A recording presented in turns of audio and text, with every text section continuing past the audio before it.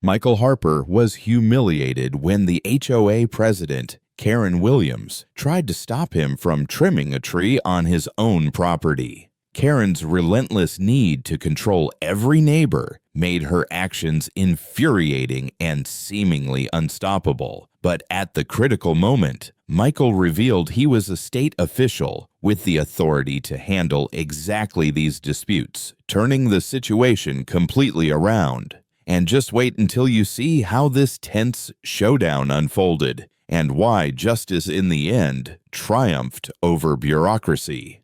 Michael Harper had always found a certain peace in tending to his yard. The neatly trimmed hedges, the vibrant flowers along the walkway, and the well-manicured lawn were more than just aesthetics. They were a reflection of his sense of order, discipline, and personal pride. On this particular Saturday, the morning sun filtered gently through the palm trees, casting dappled shadows across his yard, giving it an almost painterly glow. The day seemed perfect, serene, and entirely ordinary. But that serenity shattered the moment he lifted his saw to begin trimming the old oak tree that had slowly crept toward his backyard fence over the years. The tree's branches had grown unruly, casting unwanted shade over the vegetable garden he had spent months cultivating. Michael was methodical in his approach, measuring each cut, ensuring he maintained the tree's health while protecting his property. In his mind, this was routine, responsible maintenance. Nothing more, nothing less. Then came a sharp voice that pierced the calm. "You have no right to trim trees without permission." Michael froze mid-swing. He looked up to see Karen Williams standing on his porch, her posture rigid, her eyes wide with indignation. Karen was a familiar figure in the neighborhood, not in a friendly way, but as the head of the local homeowners association, known for her strict adherence to rules and her penchant for micromanaging even the smallest details of her neighbors' lives. Today, her disapproval radiated like a physical force, pressing down on him with the weight of authority. Before Michael could respond, Karen pulled out her phone with deliberate precision, as if it were a weapon rather than a communication device. The glint of the screen in the morning light was almost comical, yet terrifying at the same time. He could hear the faint tapping of her fingers as she dialed, her expression unwavering. The unspoken message was clear. She intended to escalate this situation immediately. Michael swallowed hard, attempting to explain, his voice calm but firm. "The tree is on my property, Karen. I'm not violating any law or HOA rule by trimming it." He took a careful step toward her, hoping reason might prevail, hoping that perhaps she would recognize the simple fairness in his actions. But Karen did not waver. Her jaw tightened, her eyes narrowed, and she shook her head, as if his words were invisible. Her sense of righteousness, fueled by a rigid interpretation of HOA regulations, made her immovable, an unyielding obstacle in his path. The neighbors had begun to notice. From behind lace curtains and over white picket fences, eyes peeked, curious and judgmental, adding an extra layer of scrutiny to an already tense moment. Michael could feel the collective weight of their silent gazes, amplifying his frustration. It wasn't just Karen he was contending with. It was the principle of being unfairly judged and policed in his own home. A flush of anger coursed through him. This was not simply an argument about a tree. It was an affront to his autonomy, his patience, and his understanding of fairness. Every nerve in his body was alert, every muscle tensed. He could feel his heartbeat quicken, a drum of defiance echoing in his chest. He loved his neighborhood, loved the order and peace he had cultivated over the years. Yet here it was threatened not by natural causes, but by rigid bureaucracy personified in Karen Williams. Michael took a deep breath, trying to steady himself, to harness the anger into something constructive. He knew that losing his temper would only escalate the situation further. And yet, as Karen continued to glare, Phone in hand, ready to summon authority, the initial shock of her intrusion transformed into a deep, simmering sense of injustice, a feeling that this confrontation would not end quietly. It was the perfect storm of ordinary suburban life clashing with overzealous regulation, and Michael Harper stood in the center of it, determined to maintain control over what was rightfully his, even if it meant facing down the storm in front of him. When the police arrived, the calm of the morning evaporated like mist under the sun.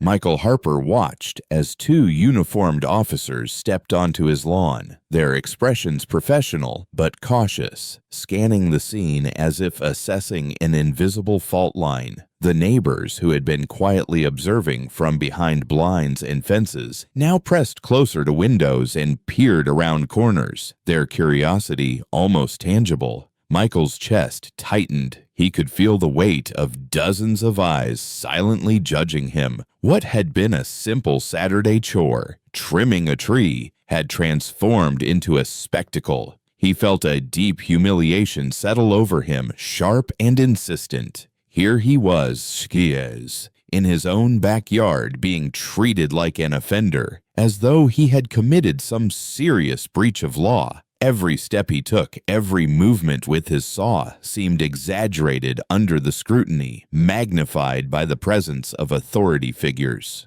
Michael's mind raced through worst-case scenarios. Could this result in a citation, a formal complaint, or even a drawn-out legal dispute with the HOA? The mere possibility sent a shiver down his spine.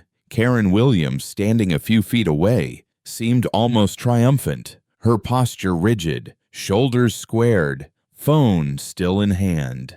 Michael knew her tactics too well. She thrived on control, on bending the rules to impose her sense of order. He understood the psychology behind her actions. Karen's need to assert dominance wasn't personal.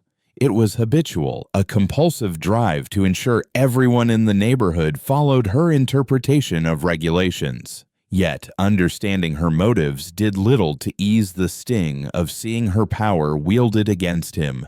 With every second, Michael felt a complex mix of emotions, frustration, anger, and anxiety intertwining. Anger at the injustice of the situation, at being questioned for something so obviously his right, coursed through him like electricity, sharp and persistent.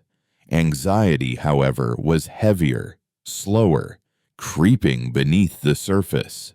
It whispered of fines, legal papers, or a confrontation with an HOA lawyer. The sense of vulnerability was overwhelming. The yard that had been a sanctuary now felt like a stage where he was the unwitting actor in someone else's drama. The neighbor's attention only amplified the tension. A child waved shyly from a second-story balcony, while older residents whispered to each other, casting curious glances at Michael. He realized that his every reaction, hesitation, explanation, even the way he held the saw, was being silently critiqued. It was as if the entire neighborhood had become a jury, and he was standing trial in a case where the only offense was taking care of his property. Michael's hands trembled slightly, though he tried to steady them, gripping the saw tighter.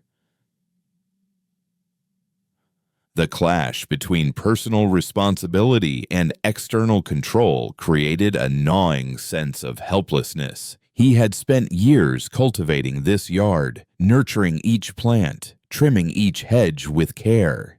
Yet in this moment, all that effort seemed fragile against the rigid and arbitrary enforcement of rules that were, at best, open to interpretation. The officers spoke briefly with Karen, nodding and taking notes, which only magnified Michael's unease. Their neutral faces did nothing to reassure him. In fact, they underscored the bureaucratic weight pressing down on him. Michael exhaled slowly, feeling the anger mix with a heavy sadness. This was not just about a tree. It was about autonomy, fairness, and the shocking realization that even in your own home, control could be questioned and your rights challenged simply because someone chose to assert power. As he stepped back from the tree, lowering his saw, Michael understood that this confrontation would leave a mark, not on the tree, but on him. The pain was not just emotional, it was existential, a test of patience and resolve in the face of an authority that did not understand, and perhaps could not understand, the simple right to care for one's own space.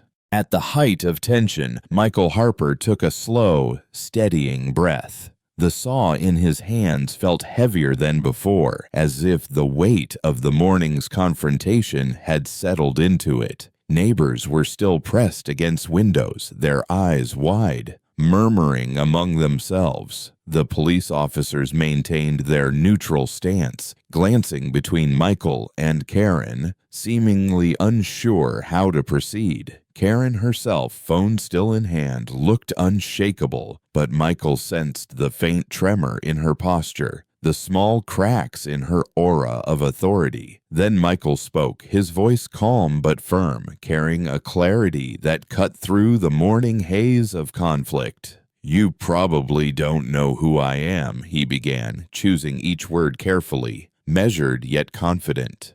"I'm a state official responsible for regulating exactly these types of property disputes." The words had the immediate effect of a stone dropped into still water. Karen froze mid-gesture, her phone lowered slowly as if the act of dialing had suddenly become irrelevant. Color drained from her face, leaving her pale, almost ghostly under the bright Florida sun. The neighbors, caught mid-whisper, froze in astonishment, their expressions shifting from curiosity to disbelief. Even the police officers exchanged subtle glances, their professional masks flickering with the acknowledgement that the dynamics of this situation had just changed entirely. Michael continued, his tone calm but carrying the weight of authority. "The law is very clear about property rights, and in this case, I am fully within my rights to trim trees on my property. Any interference by the HOA in this matter would be illegal." He spoke slowly, ensuring that every word landed with precision, leaving no room for misinterpretation. The conviction in his voice had a grounding effect, not only on himself, but on everyone watching. For the first time since Karen had appeared, the oppressive tension in the air began to lift. It was subtle at first, a fraction of a second of release, but it grew steadily. The neighbors' faces softened. Some exhaled quietly, relieved that the confrontation might finally find a resolution. The officers relaxed slightly, nodding to each other, reassured that the situation was moving toward clarity rather than escalation. Michael felt a flicker of hope ignite within him. Hope is a delicate thing in moments of high stress. It begins as a whisper, an almost imperceptible feeling that maybe the storm is passing. For Michael, it was the realization that knowledge and calm composure could shift the balance of power. What had seemed like an inescapable conflict was, in fact, resolvable, provided he remained measured and confident. The tension that had constricted his chest for what felt like hours loosened, replaced by a sense of possibility. Karen's rigid stance faltered further. Her voice, when she spoke, was quieter, uncertain. The absolute certainty she had displayed earlier was gone, replaced by hesitation. Michael maintained eye contact, calm and unwavering, reinforcing the message that the law, and his understanding of it, was firmly on his side. As the minutes passed, the atmosphere transformed. The air no longer carried the edge of confrontation, but rather a cautious truce, a sense that reason could prevail. Michael's hopes strengthened with each passing moment, a tangible reassurance that the conflict might end without further escalation. The story that had seemed headed for humiliation and frustration now held a glimmer of resolution, a reminder that clarity, composure, and understanding of one's rights could create an opening even in the most tense and hostile circumstances. In that quiet, transformative moment, Michael realized that hope had arrived, not as a dramatic gesture or sudden miracle, but as the steady certainty that he could reclaim control of his own space, that justice and fairness still had a place in the world, even under the gaze of scrutiny and bureaucratic insistence. After a brief but carefully measured conversation with the HOA board, Karen Williams finally lowered her shoulders. Her earlier rigidity softened by the unmistakable weight of Michael Harper's authority and calm composure.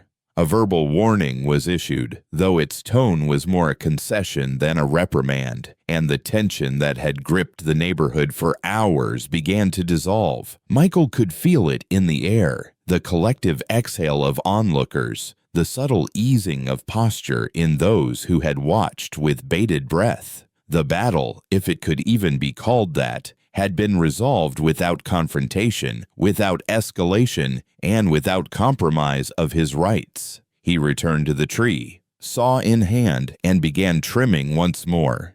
Each measured cut felt lighter now, less a chore and more a reclaiming of autonomy. The branches that had once threatened to overtake his fence and garden were now being guided back into order, and with each slice of the saw, Michael felt the intangible weight of the morning's conflict lift from his shoulders. This was not merely landscaping. It was a quiet triumph of knowledge, patience, and the courage to stand firmly for one's rights. From the porches and windows of nearby homes, neighbors began to clap, softly at first, then with growing enthusiasm. Some smiled and waved, others exchanged nods of admiration. The applause was more than recognition. It was validation of the principle at stake. Michael realized that this moment was bigger than a tree, bigger than an HOA dispute. It was a demonstration of how reason, composure,